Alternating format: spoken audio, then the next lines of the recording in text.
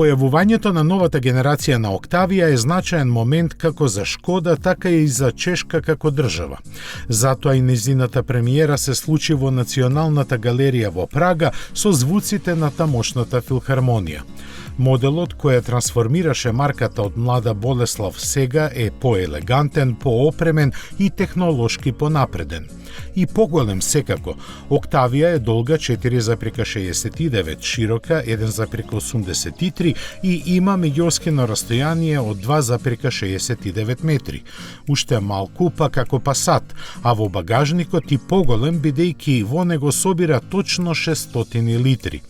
Сето тоа значи дека пространноста и практичноста се задржани на познатото ниво, што впрочем покрај цената се и најважните карактеристики на Октавија. Изгледот е модерен и во согласно со најновиот дизајнерски правец на марката посебно напред. Двете предни светла технички прецизно се вклопени меѓу хаубата и маската, која визуелно ја растегнува ширината на моделот.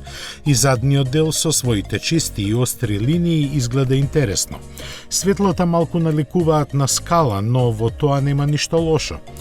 Складноста на силуетата веднаш оддава дека Октавија располага со одлична аеродинамика со коефициент на отпорот на воздухот од 0,24. Тоа значи помалку бучава при возење и поголема економичност, за што е задолжена серија нови и обновени агрегати. Понудата започнува со еднолитарскиот TSI со 110 коњски сили, кој може да се комбинира со блага хибридна технологија. Поголемиот 1,5 литарски има 150 коњи, а најсилен е дволитарскиот со 190.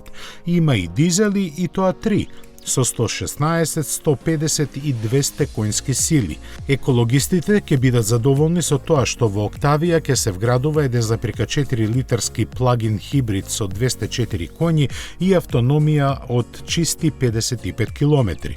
Од сето ова е јасно дека чесите уште еднаш се потрудија да ја унапредат Октавија, што се одгледува и во интериерот и опременоста.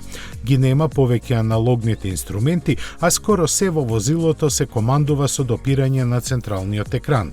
Секој детаљ е добро вклопен, материјалите се повеќе од квалитетни, а целокупниот амбиент пријатен. Дотолку што оддава впечаток на многу поскап автомобил, а колку точно ќе чини, засега не знаеме.